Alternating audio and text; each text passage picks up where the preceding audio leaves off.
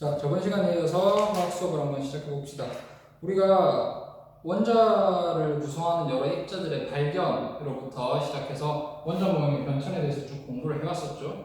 그런데 저번 시간은 갑자기 조금 옆으로 샌 느낌이 있었을 거야. 왜냐면 이제 원자 번호와 질량수, 그리고 동위원소, 평균 원자량 이런 내용들을 갑자기 배웠기 때문이에요. 그래서 내가 애초에 계획한 원자 모형의 변천 과정에서 이제 이런 여러 가지 부수적인 내용들을 배우자. 그러니까 이거를 원자 모형의 변천 과정을 주 가지로 하고 이렇게 격가지로 여러 가지 뭐 응극선 실험이라든지 이런 걸 배우는 그 계획에서 약간 벗어났었어. 교과서 구성 자체가. 하지만 우리들이 알아야 될 내용들이었고 뭐 저번 시간에 배우긴 했었지만 그래서 다시 이번 시간에는 다시 원자 모형의 변천 그 과정으로 돌아와 봅시다. 그동안에 너네가 약간 기억이 희미해졌을 수도 있으니까 먼저 한번 훑어주고 수업을 들어가 보도록 할게요. 자, 원자라는 최초의 원자라는 개념 자체는 옛날에 기원전에 살던 데모크리토스라는 철학자가 원자, 아톰이라는 개념에 대해서 창안을 했죠. 모든 물질은 이제 기본 입자인 아톰, 원자로 이루어져 있을 것이다 라는 생각을 그때 처음 했던 거야. 그 다음에 이제 시대가 흘러가면서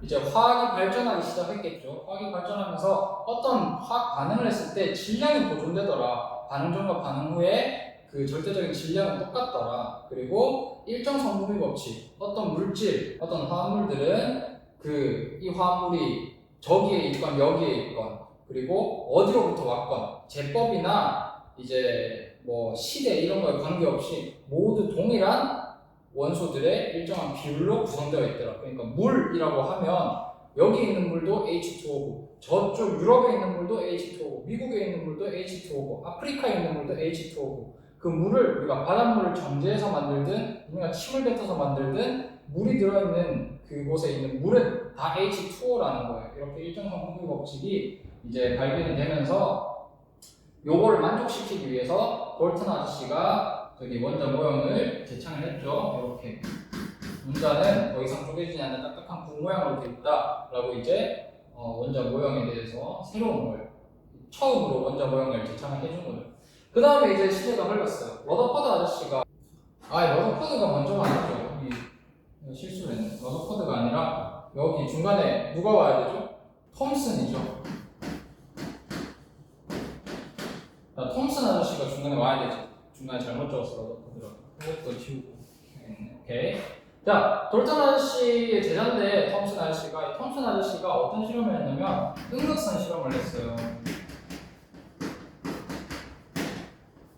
이제 응극선 실험 세 가지 실험 영상 화학시험 채널에서 볼 수 있죠. 그 응극선 실험을 통해서 이제 응극선을 구성하는 물질들이 이제 어떤 마이너스 전하로 하전된 아주 작은 입자일 것이다. 그리고 이 입자가 원자의 종류에 관계없이 공통적으로 들어있는 원자의 구성 요소일 것이다 라는 거를 이렇게 발견을 했고 나중에 후대의 사람들이 이게 전자다라고 이름을 붙인 거예요. 이때 당시에는 톰슨 아저씨가 이게 일렉트론이야 이렇게 하지 못했지만은 여튼 이 원자 안에 전자 톰슨 아저씨가 생각한 음으로 하전된 어떤 입자가 있을 것이다. 그러니까 원자보다 더 작은 존재잖아. 그러니까 이렇게 더 이상 쪼개지지 않는다는 건 틀렸다. 그래서 자기가 생각해 본 건데 여기 전체적으로 플러스 전하를 띄고 있는 공에 전자가 이렇게 박혀 있을 것이다. 이런 푸딩 모양을 제안했죠. 그 다음 톰슨 아저씨의 제자인데 러더퍼드죠. 러더퍼드 아저씨는 톰슨 아저씨가 제안한 원자 모형이 틀렸다고 생각했어요. 왜냐하면 알파-이타 산란 실험을 했거든요.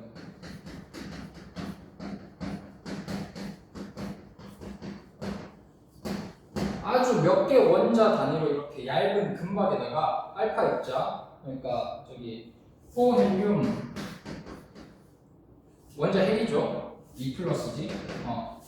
헬륨 원자 핵 플러스 전할 때 헬륨 원자 핵을 고속으로 충돌을 시키니까 대부분은 통과했어. 이게 원래 톰슨 아저씨가 제안한 원자 모형대로라면 이게 쭉 통과할 거야, 그지? 하지만 대부분은 통과했지만 소수의 경우에는 아주 큰 각도로 튕겨 나오거나 아주 큰 각도로 이렇게 굽어버린다는 경우가 굽어버린다는 그런 실험 결과가 나왔던 거예요. 그래서 이 조그만 사실에 집중을 해보건데 이 플러스가 이렇게 전체적으로 퍼져 있는 이런 푸딩 모형이라면 아주 빠른 고속의 헬륨 원자 핵이 꺾일 일이 없다. 근데 왜 꺾였나 생각해보니까 원자라는 것은 중간에 플러스 전할 때는 어떤 원자 핵이라는 게 존재하고 이게 그 원자의 대부분의 질량을 차지한다는 거야. 그 다음에 마이너스일 때는 전자는 있는데 이게 이렇게 원자 주변을 돌고 있다는 거지. 어떤 원 운동을 하면서 돌고 있다는 거지.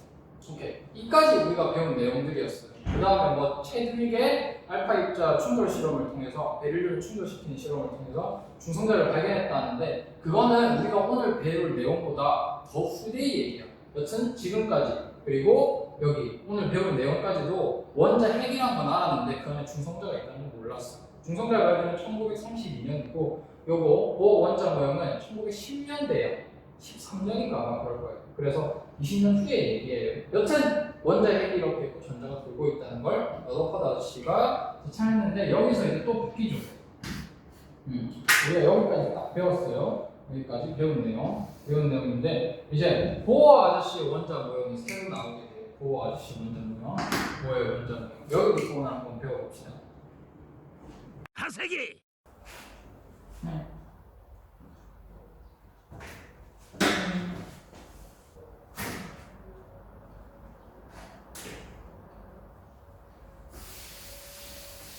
자, 내용을 이어서 한번 해볼까요? 러더퍼드 아저씨가 이 러더퍼드의 원자 모형, 그러니까 행성 모형이라고도 하죠. 여기 마치 이게 태양이고 이게 지구인 것처럼 항성 주변을 행성이 돌고 있는 것처럼 원자 핵 주변을 전자가 뺑글뺑글 돌고 있더라.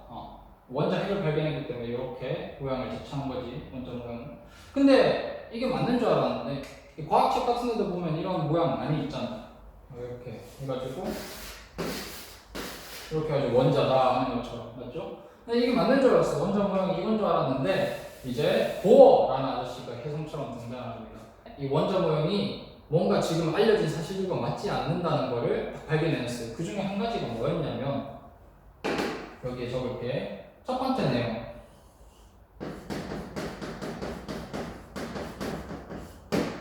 고전력학에 위배된다는 내용이에요. 자, 이게 뭔 말이냐면 고전력학, 그러니까 이때 당시에 역학의 최고 권위자는 뉴턴 아저씨였어요. 뉴턴 떨어진 세월을 보고 만유인력이라는 개념을 이제 발견한 아저씨 있잖아요.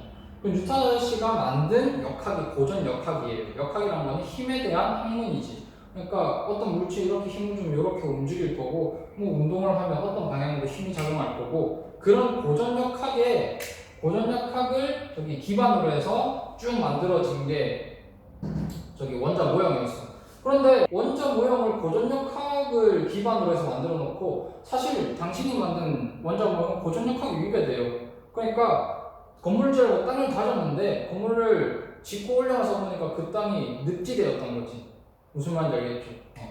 그래서 이게 왜 고전역학이 위배되냐고 생각을 해보니까 전자가 이렇게 있어. 여기에서 이렇게 계속 뺑글뺑글 돌 거 아니야, 그지? 그렇다는 거는 봐봐. 여기에서 이쪽으로 방향을 바꾸려면 이렇게 힘이 작용했다가 이렇게 방향을 바꾸기 위해서는 이런 식으로 힘이 작용해야 되죠, 그죠? 그 다음에 이렇게 또 방향을 바꾸기 위해서는 이렇게, 그러니까 그 원의 그 한 지점에 대한 접선 방향으로 힘이 작용해야 돼, 힘이. 맞지? 방향을 바꾼다는 거는 저기 속력은 일정하더라도 방향이 바뀌니까 속도가 변하는 거잖아, 그지? 그래서 가속도 운동이란 말이야, 가속도 운동. 가속도 운동을 해야 되면 F는 M이 알죠? F, 힘은 M, 질량 곱하기 가속도 A다. 그러니까 가속도가 있으려면 힘이 있어야 되는데 질량이 없을 수는 없잖아, 전자가, 그지? 질량은 있기 때문에 이게 0이 아니라면 F는 무조건 있어야 되는 거예요. 힘이 있어야 돼요. 근데 이 전자를 누군가 계속 이렇게 탁탁 치면서 뺑글뺑글 돌리는 거야? 그건 아니잖아. 이 전자가 가지고 있는 어떤 힘이 가속도 운동을 할 수 있게 만들어 주는 거란 말이야. 근데 얘가 힘을 계속 소비할 거 아니야, 그죠? 힘을 계속 소비하면 이렇게 계속 같은 궤도를 돌 수 있을까? 못 돌겠지. 힘이 점점 떨어지면 플러스가 마이너스를 당기기 때문에 얘는 점점 이렇게 원자계랑 가까워지면서 결국엔 만나버리게 될 거야. 모든 원자들이 이렇게 마이너스랑 플러스가 만나서 더 이상 플러스 마이너스 만나버렸으니까 원자핵도 전자도 아니게 되어버리는 거잖아. 근데 원자는 원자핵이랑 전자로 이루어져 있다며. 근데 둘 다 만나버리면 원자핵도 전자도 아니게 돼버리는데 그게 원자야? 아니지. 그럼 모든 원자가 소멸될 거라고 생각을 한 거예요. 그러니까 돌고 있는 전자에 계속적으로 에너지를 공급해주지 않으면 이 전자의 궤도는 점점 좁아질 거고 결국은 원자핵이랑 만날 수밖에 없다. 그럼 원자는 붕괴될 것이다. 그래서 러더퍼드 원자 모형은 틀렸다라고 얘기를 한 거예요. 그 다음에 또 하나, 이때 당시에 과학자들 사이에, 핵물리학자들 사이에 제일 이슈가 뭐였냐면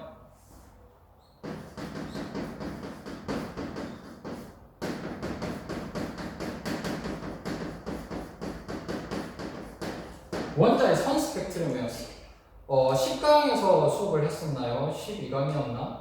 그 실험 영상 한번 보고 오라 했었지. 그 실험 영상에 보면 스펙트럼 영상이 나오는데 그게 저기 보어 원자 모형에서 현대 원자 모형으로 바뀌게 된 계기다 이렇게 설명했잖아요.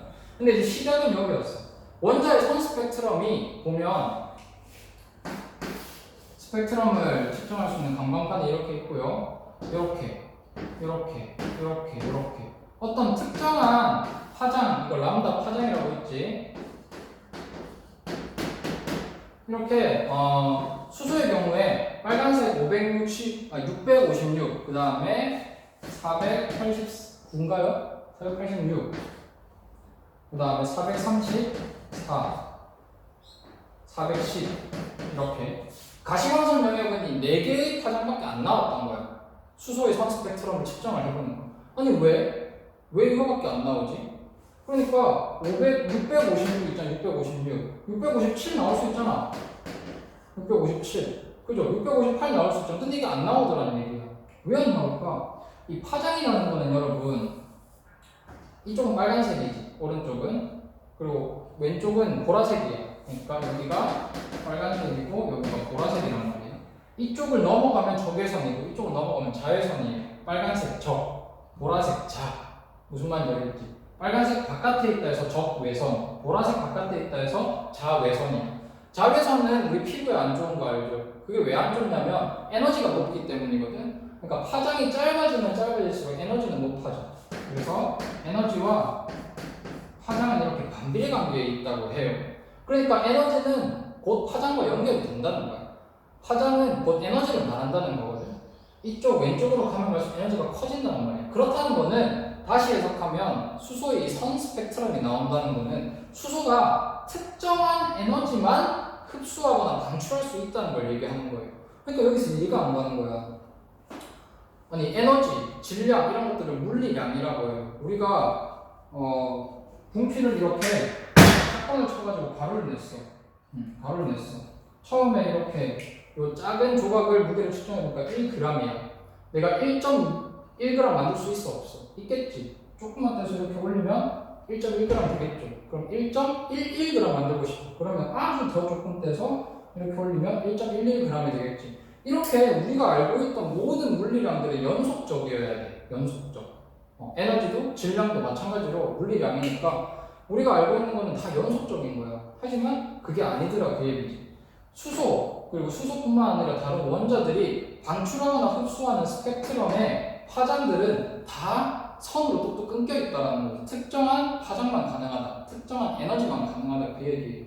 이걸 설명을 할 수가 없는 거야. 러더퍼드 아저씨 원자 모형으로. 그래서 보어 아저씨가 생각을 했습니다.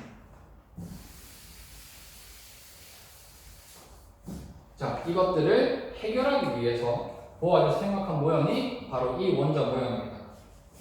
여기 나와 있죠. 중간에 원자핵이 있고 전자가 특정한 궤도를 따라서만 이렇게 운동할 수 있다고 한 거예요. 그러니까 여기 특정한 궤도를 이제 개념을 통해서 내가 말을 해줄게.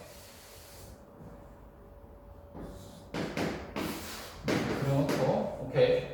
자, 이 전자가 따라 도는 이 궤도에서만 전자들이 움직일 수 있다 이렇게 제창을 했어요.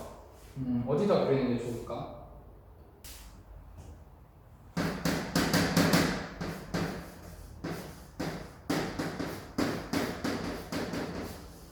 자, 보어의 과정입니다. 1번과 2번. 러더퍼드 아저씨는 설명하지 못했던 고정력학에 유비되는 문제와 그 다음에 원자핵의 선 스펙트럼을 설명하지 못했던 내용을 설명하기 위해서 보호 아저씨가 가정한 내용들이에요.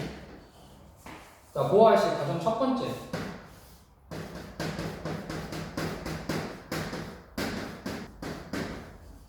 전자는 특정 궤도를 따라 원운동한다. 러더퍼드 아저씨가 원자명을 얘기했을 때 이 궤도에 대해서는 특별한 언급을 하지 않았던 것 같아. 그런데 이 보호 아저씨는 전자가 운동할 수 있는 궤도를 정해준 거지. 알겠죠?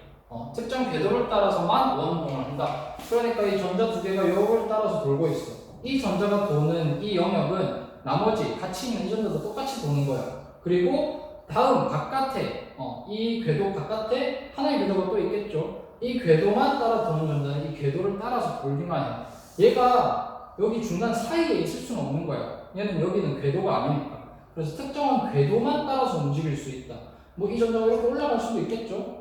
또 올라간다면 두 번째 궤도, 여기 이미 그려져 있는 이 궤도를 따라서만 돌아야 돼. 그 다음에 다시 내려간다면 이 궤도를 따라서만 돌아야 되고. 하지만 여기 두 전자 사이에 어떤 이런 영역의 전자는 존재할 수 없다. 그게 첫 번째 가정이었어요. 특정 궤도를 따라서만 운동한다, 원운동한다. 그 다음에 두 번째 가정.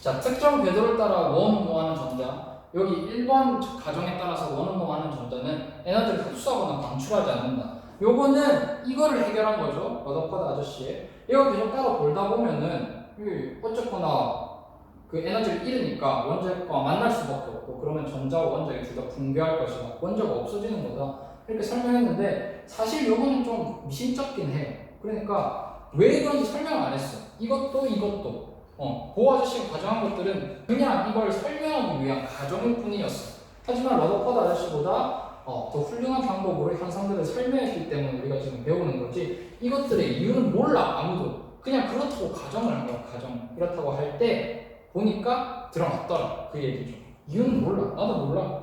저기 뭐 모르겠는데 이 특정 궤도를 따라 이렇게 운동하는 전자는 에너지를 안 잃는데 그냥 가정이야. 알겠죠?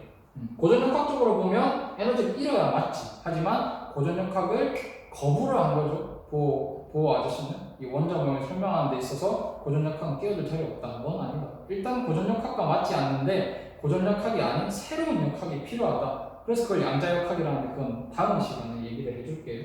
여튼 고전역학에 위배되긴 하지만은 난 그냥 이렇게 가정할래. 이 특정 궤도를 따라 전자가 돌 때는 에너지를 얻거나 잃지 않는다. 그래서 이 궤도가 유지될 수 있다. 이 말을 한 거예요. 그 다음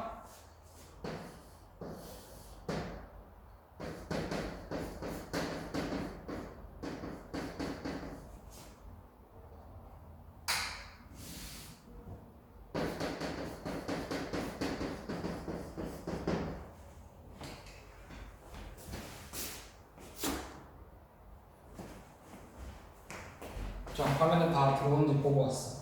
자, 전자가 궤도를 옮기려면 정해진 에너지를 얻거나 잃는다. 자, 이게 뭔 말이냐면 이 특정한 궤도라고 부르는 이 첫 번째 궤도 봅시다. 전자 두 개가 지금 같이 돌고 있는 첫 번째 궤도를 보면 이 첫 번째 궤도와 두 번째 궤도 사이에 어떤 공간의 간격이 있죠. 요거는 고정이 돼 있단 말이야. 왜? 특정 궤도라는 게 고정이 돼 있기 때문에 얘도 고정, 얘도 고정이면 이 간격도 고정돼 있을 거 아니야. 그치?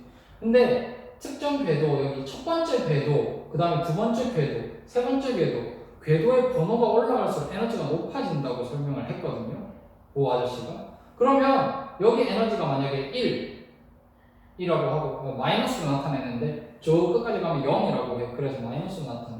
여기 에너지가 마이너스 100, 그 다음 여기 에너지가 마이너스 98이라면 여기에서 운동하던 전자가 두 번째 궤도로 탁 올라가기 위해서는 이만큼의 에너지가 필요하죠. 근데 이거는 상황에 따라 바뀔 수 있는 게 아니야. 이 원자에 대해서는 이만큼이라는 에너지가 다 동일하다는 얘기예요. 무슨 말인지 알겠죠? 그래서 여기 전자가 운동하다가 궤도를 바꾸기 위해서는 정해져 있는 어떤 에너지만 받아야 된다. 혹은 에너지를 받으면 이렇게 올라가겠죠? 에너지를 잃는다면 이렇게 내려올 거고. 하지만 그 정해져 있는 에너지가 아니라 2가 정해져 있는 에너지인데 1.2를 받거나 1.8을 받거나 이럴 수는 없다는 얘기예요. 그래서 전자가 궤도를 옮기려면 전자가 궤도를 옮긴다는 걸 전자전이라고 불러. 다른 궤도로 전이 된다. 전이가 될 때 정해진 에너지만 받거나 일러야 된다. 그래서 이 세 가지 가정을 했는데 이 세 가지 가정이 여러분 책의 66페이지에 그 노란색 박스, 초록색 박스 두 개로 정리가 되어 있습니다. 묶어서. 그래서 이 세 가지를 뭐 적어뒀으면 좋겠어요. 두 가지 안에 내포되어 있긴 한데 딱딱딱 따로 이렇게 적어뒀으면 좋겠어. 자, 그래서 개념을 이제 배울 차례입니다. 전자는 특정 궤도를 따라 원운동한다. 이때 나오는 개념이 전자 껍질이야. 그러니까 이 특정 궤도를 전자 껍질이라고 부르는 거예요. 특정 궤도 이게 전자 껍질이라 했습니다. 전자 껍질. 그 다음에 전자 껍질을 그럼 이름을 붙여줘야 될 거 아니야, 그치? 맞죠? 이름을 붙여줘야 부르지. 이게 몇 번째 전자 껍질. 그래서 그 번째 숫자를 붙이는 게 바로 이 주양자수 n입니다. 그래서 원자핵과 가장 가까운 궤도 여기에 n은 1이다 라는 번호를 붙이는 거야. n 알겠지? 넘버야, 넘버. 주양자수 1, 이 n을 주의 양자수라고 불러요. 1이고 그 다음은 몇이겠어? 2겠지. n은 2인 궤도이다. 여기는 n 1인 궤도이고 여기는 n 2인 궤도고 그 다음은 n 3인 궤도겠지. 그 다음에 n 4인 궤도일 거야. n 5인 궤도도 있을 거야. 그치? 이렇게 쭉쭉쭉 많이 있을 거예요. 많이. 그리고 쭉 올라가겠지. 이렇게 있을 것이고 1번 궤도, 2번 궤도, 3번 궤도, 4번 궤도 주양자수로 이렇게 이름을 붙일 수도 있고 또 우리가 통합학 때 배웠던 내용 얘를 K라고 한다 했어. 그 다음에 L, M, N 그 다음에 알파벳 순서겠지. K, L, M, N 뭐 OPQR인가 뭐 알파벳 잘 모르겠어요. 여튼 그렇게 되겠죠. 근데 이거 A라고 안 하고 왜 K라고 했냐? 그거 궁금하지 않아? 아니, 번호는 1번이면서 왜 K라고 했을까? 보호 아저씨가 사실 K라는 걸 먼저 붙였어. 1번, 2번, 3번, 4번 주양자수로 먼저 붙인 게 아니라 이 전자 궤도를 그냥 K 궤도라 하자. 그 다음은 L 궤도, M 궤도, N 궤도 이렇게 붙였는데 이게 약간 보호 아저씨의 해안이었던 거야. 왜냐면 우리가 지금 역사적으로 쭉 이렇게 원자 모양이 계속 바뀌어왔지 않냐. 우리가 모르는 사실들을 계속 발견했지 않냐. 그리고 우리의 과학 기술, 측정 기술이 발달함에 따라서 이렇게 우리가 모르는 미시적인 아주 작은 세계에 대해서도 발견하지 않냐. 그죠? 그런데 내가 지금까지 발견한 전자 궤도 상에서는 이 K라고 이름 붙인 이 궤도가 제일 작다. 제일 에너지가 낮다. 하지만 과학기술이 더 발달하면 이거보다 더 작은 게 발견될 수도 있지 않을까? 해서 A라고 붙여버리면 A가 알파벳의 첫 번째인데 그 전에는 없잖아요. 그래서 그냥 대충 중간쯤에 K라고 붙인 거예요.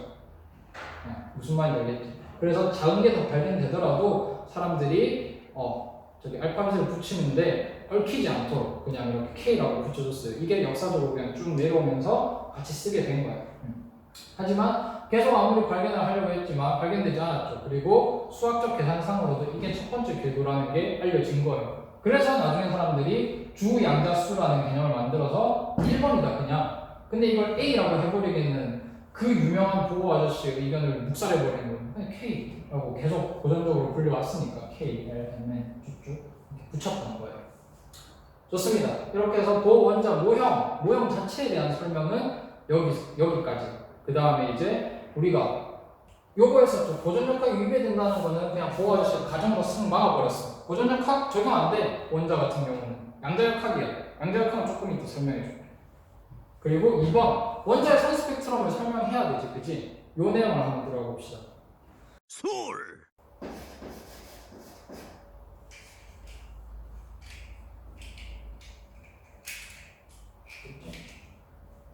자, 설명해 보겠습니다. 보호 아저씨의 가정 내가 지워버렸어요. 공간이 없어가지고.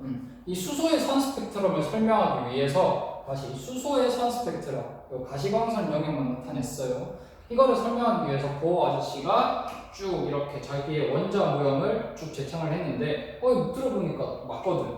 그래서 왜인지 모르는 가정을 막 이렇게 덕지덕지 붙이긴 했지만은 이 가정을 통해서 이런 자연현상을 충분히 잘 설명할 수 있으면 유의미한 거 아니면 과학적으로 의미가 있지 않나. 과학이라는 건 어차피 자연현상을 체계적으로 설명하는 학문이니까 우리가 가정을 통해서 설명 그리고 예측까지 할 수 있으면 조금 미심쩍긴 하지만 저기 과학적으로 의미 있는 개념 아니냐 해가지고 받아들여지게 된 거예요. 여튼 이 보어 아저씨가 설명 한번 봅시다. 사실 보어 아저씨가 원자 모형을 이렇게 제창하기 전에 그리고 러더파드 아저씨조차도 원자 모형을 제창하기 전에 과학계에서는 큰 이슈가 하나 있었어요. 그게 바로 이거야. 이거 수소의 선 스펙트럼.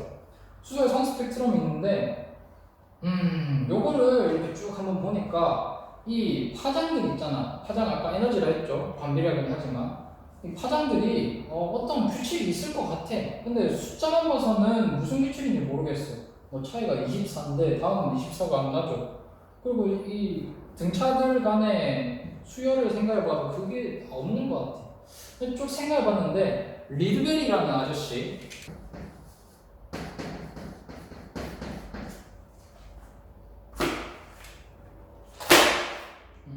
리드버그 여기 우리나라 방식으로 이건 리드버그인데 그 나라에는 리드베리라는 아저씨가 하나의 공식을 발견해냈어. 이게 바로 1888년도예요. 보어 원자 모형은 1913년도거든. 한 30년 정도 차이가 나잖아. 이 30년 동안 풀지 못했던 이 공식이 여기 딱 들어맞는데 이 공식이 왜 그런지 몰랐던 거야. 그걸 설명할 수 있는 방식이 바로 보어의 원자 모형이었습니다. 저희 공식이 뭐냐면 저기에도 적혀있지만 다시 적을게요. 이 R이 리드버그 아저씨 이 약자야. 이 사람의 이름을 딴 거예요. 그래서 이름도 리드버그 상수야. 리드버그 컨스탄트.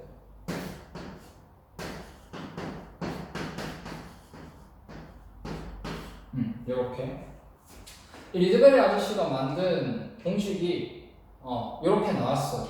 그러니까 어떤 1, 2, 3으로 이루어진 이런 그때 당시에는 주항별수 이런 게 없었겠지. 1, 2, 3으로 이루어진 이런 자연수를 넣고 자기 이름을 붙은 상수, 어떤 상수를 넣으면 이 파장의 역수값이 나오더라. 이 다 들어맞긴 한데 왜 이런지 몰랐던 거야. 근데 이제 보어 아저씨가 설명한 저 전자 껍질 개념을 넣으면 우리가 곧바로 이게 딱 튀어나오는 걸 알 수 있어요. 자, 여러분 책에는 이렇게 지금 표시가 안 돼 있을 거야. 리드버그 아저씨 공식이. 이렇게 표시가 안 돼 있고 이렇게 돼 있을 거거든. 1.3밀리야 킬로줄. 단위도 저기 에너지의 단위죠. 몰당 에너지의 단위. 그 줄은 에너지지. 근데 킬로가 붙으니까 10의 3제곱이고 킬로줄 퍼 몰이야. 몰당 킬로줄. 이게 에너지의 단위. 근데 이거는 지금 파장이잖아. 아까 전에 설명했듯이 그리고 67페이지 주석에 보면 있듯이 에너지는 여러분 이렇게 적을 수 있습니다. 이렇게 이 H처럼 생긴 거는 하라고 읽고요. C는 빛의 속도야. 이 하는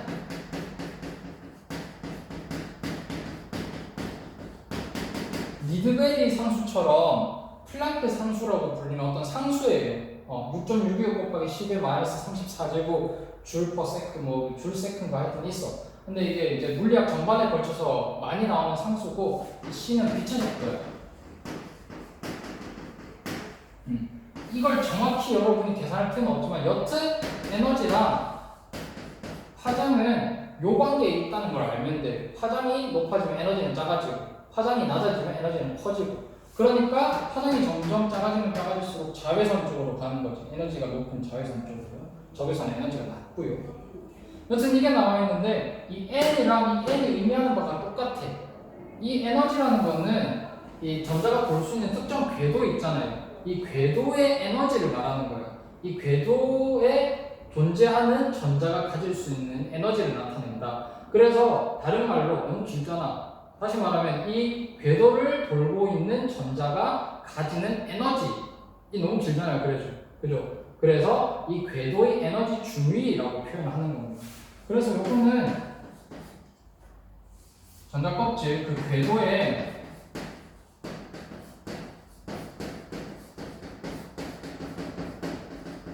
에너지 중위를 나타낸 거고요. 리드버그 공식에 나오는 이 파장을 구하는 공식, 요거는 이 궤도 번호를 넣고 상수를 계산하면 파장의 역수가 나오지.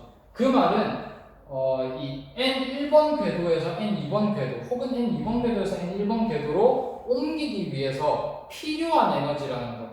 필요한 에너지가 파장의 형태로 나와 있는 거죠. 오케이. 그래서 여튼 이 리드베리 공식을 계산하기 위해서 나온 게 바로 이 보어 원자고요. 봅시다. 그래서 수소의 선 스펙트럼을 과연 이 파장을 정확하게 계산할 수 있는지 알아보면 되겠죠. 값을 놓고 한번 구해볼까요?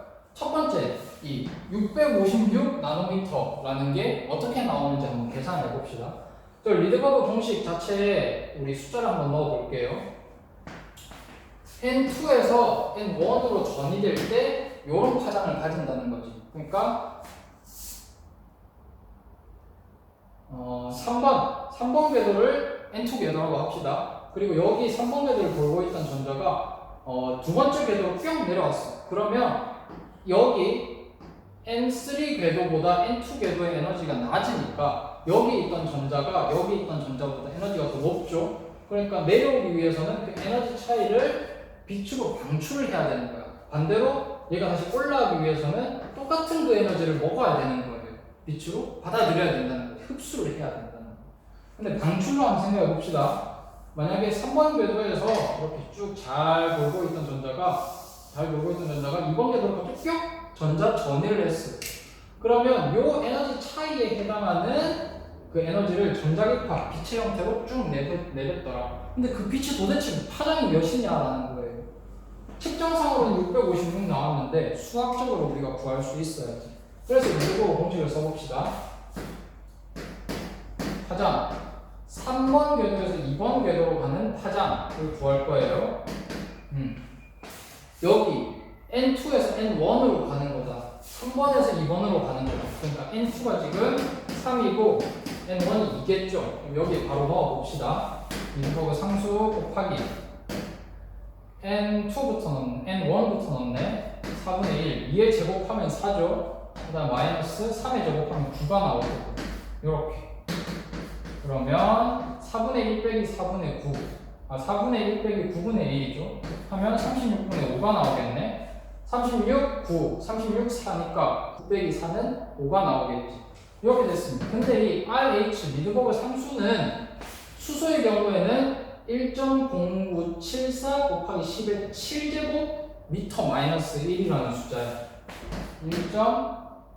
1.0974 뒤에 사실 되어 있는데 줄였어요. 그냥 10의 7제곱 미터 마이너스 1 곱하기 36분의 5라는 숫자가 나오지.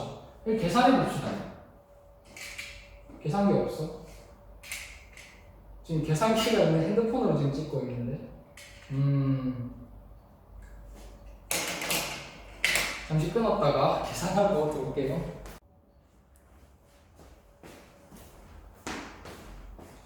이거 계산기를 적어달라니까 너무 큰 숫자여가지고 대학 때 쓰던 공학용 계산기를 들고 왔어요. 1.0974 곱하기 10의 7제곱 이렇게 하면 이렇게 나오네요. 잘 보이려나? 일단 요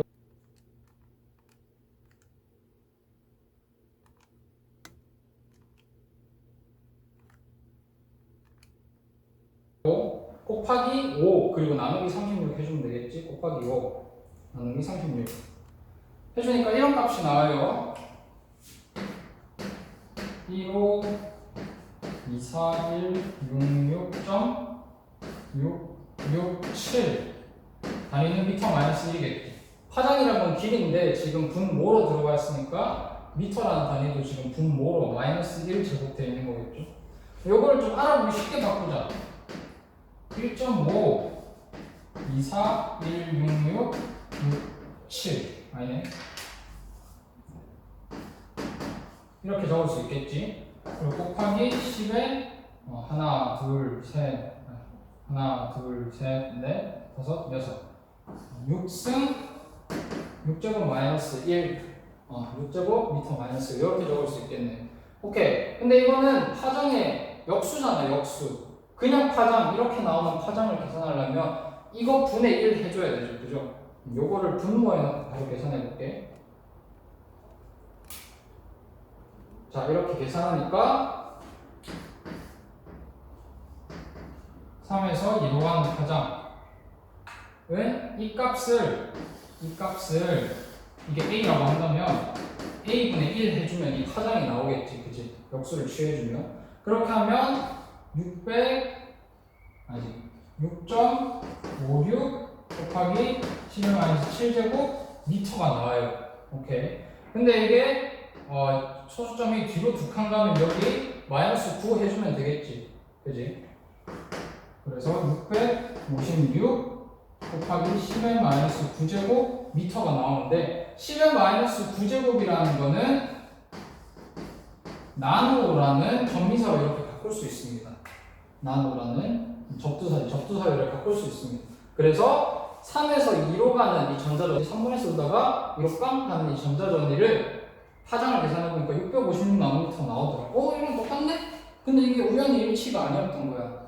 요거 486도 계산을 해보려면 4번에서 돌던 전자가 2번으로 가는 걸 계산하면 486이 나와요. 그 다음에 5번 궤도에서 돌던 전자가 2번 궤도로 가는 걸 계산해보면 434 나노미터 나오는 거야. 이 보호 아저씨가 말한 이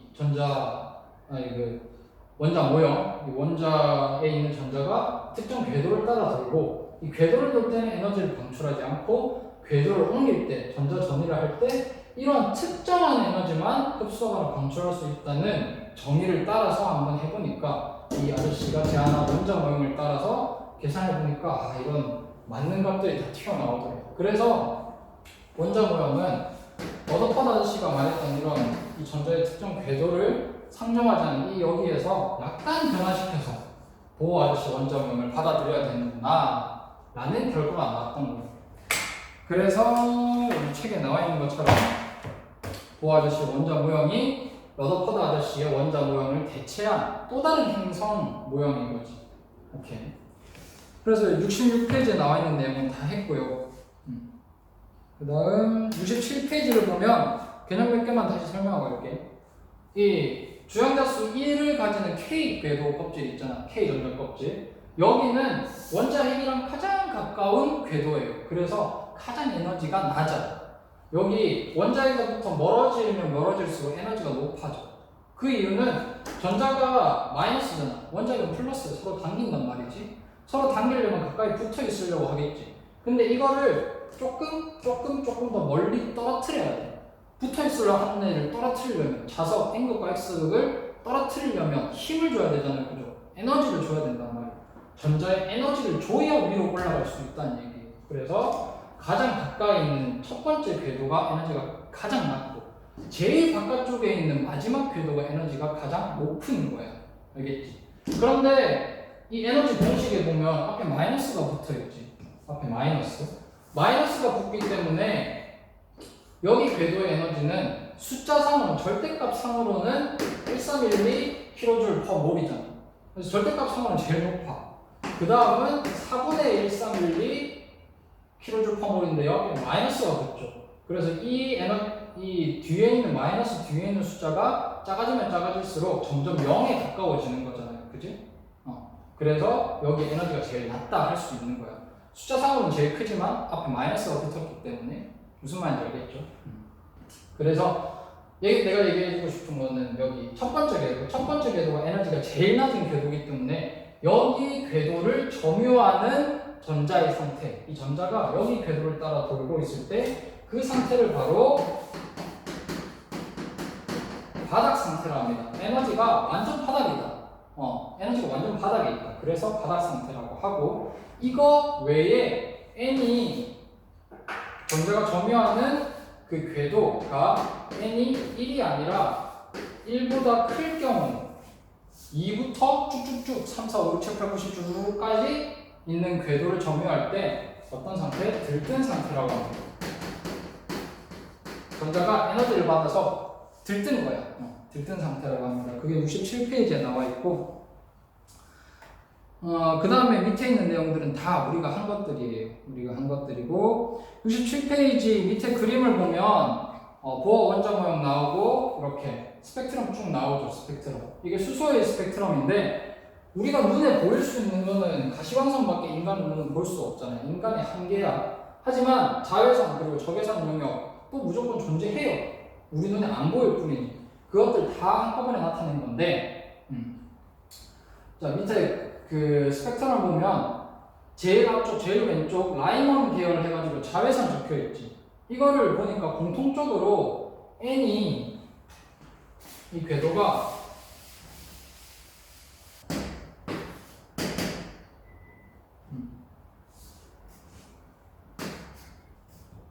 N이 1보다 큰, 그러니까 2, 3, 4, 5, 6, 7 다 해당하겠지. 여기에서 전자궤도 제일 낮은 바닥 상태로 전이될 때, 이때 나오는 빛들은 다 라이먼 계열이라 그래. 그러니까 N이 2에서 1로 떨어지는 거, 3에서 1로 떨어지는 거, 4에서 1로 떨어지는 거, 5에서 1로 떨어지는 거, 이게 다 싹 다 라이먼 계열이라는 거예요.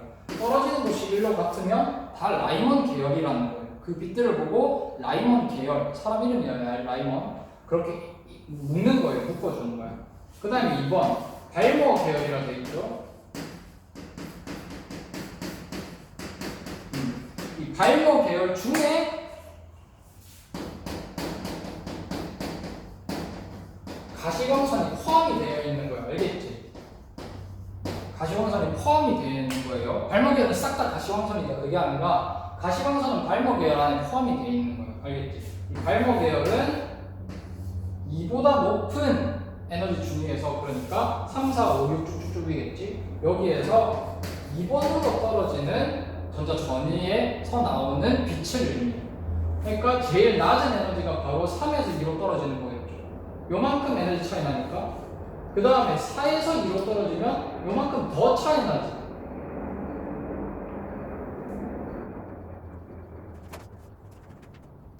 다이나믹 화성입니다.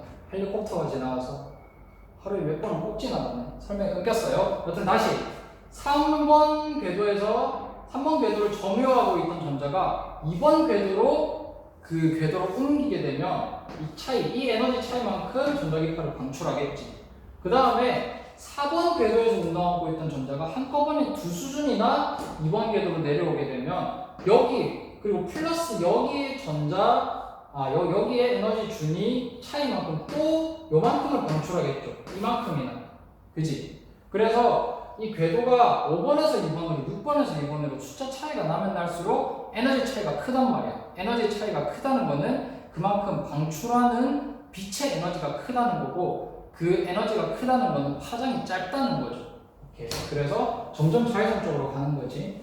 얘는 3번 궤도에서 2번으로 떨어지는 거, 얘는 4번 궤도에서 2번으로 떨어지는 거, 5번 궤도에서 2번으로 떨어지는 거, 6번 궤도에서 2번으로 떨어지는 거. 근데 이제 7번에서 2번으로 떨어지는 건 더 이상 가시광선 영역이 아니야. 사람이 볼 수 있는 380나노미터보다 더 파장이 짧기 때문에 자외선 쪽으로 넘어가 버려요. 그래서 가시광선이 발목계열에 포함이 되어 있다고 한 거야. 발목계열은 가시광선이다. 이렇게 하면 안 돼요. 여튼 이거 2번으로 떨어지는 모든 전자전위에서 방출하는 빛을 발목계열로 묶습니다. 마지막 파시엔 계열이 있어요. 마찬가지로 N3 이상에서 N3으로 떨어지는 거고, 이건 대부분 적외선 영역입니다. 3은 왜 없냐? 몰라. 3은 없더라고요. 그래서 1, 2, 3 요거 이름들만 알아두면 되겠어요. 그래서 전자 궤도가 그 전자 껍질 1번보다 위에서 1번으로 떨어지는 건 라이먼 계열. 그 다음에 2번보다 위에서 2번으로 떨어지는 전자 전위에서 나오는 빛을 발모 계열이라고 부르는 거고, 그 다음에 3번은 파시엔 계열입니다. 파시엔 계열. 그래서 여기는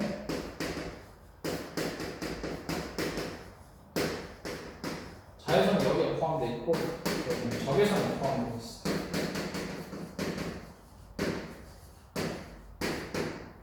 오케이. 자, 오늘 필기가 좀 많이 더러웠죠. 문제를 풀다 보니까, 수식을 풀다 보니까 좀 더러워졌는데, 자, 그래서 여튼 67페이지까지 모든 내용을 다 했습니다. 여기까지가 이제 보어의 원자 모형이었고, 그 전에 선스펙트럼 내가 실험 영상 찍었을 때 갑자기 보어 원자 모형에 대한 설명을 하나도 없이 보어 원자 모형에서 현대 원자 모형으로 바뀌었다 그랬잖아요. 그죠? 그래서 아니 이게 지금 나올 범위인가 진도인가 이렇게 생각하는 친구들도 있을 거야. 하지만 빌드업이었어요. 네, 이거 수업을 듣고 다시 보러 가. 알겠지? 다시 보러 가가지고 처음부터 다시 본다면 이거에 대한 개념을 더 완벽하게 익힐 수 있을 거예요. 예습을 할 거야. 그래서 보호 원자명을 너네가 이제 알았으니까 수소산 스펙트럼을 보면서 이런 게 3번에서 2번으로 떨어지는 4번에서 2번으로 떨어지는 이렇게 말할 수 있는 게 여러분이 보호 원자 모형을 완벽하게 이제 숙지했다는 거입니다. 그러니까 이제 그 다음 배울 내용이 어차피 이제 현대 원자 모형이 어떻게 나오게 됐는지랑 그런 내용을 다시 한번 실험 영상을 보면서 익히길 바래요. 오늘 수업은 좀 길었어. 여기까지 하고 다음 시간에는 현대 원자 모형에 대해서 설명하도록 하겠습니다.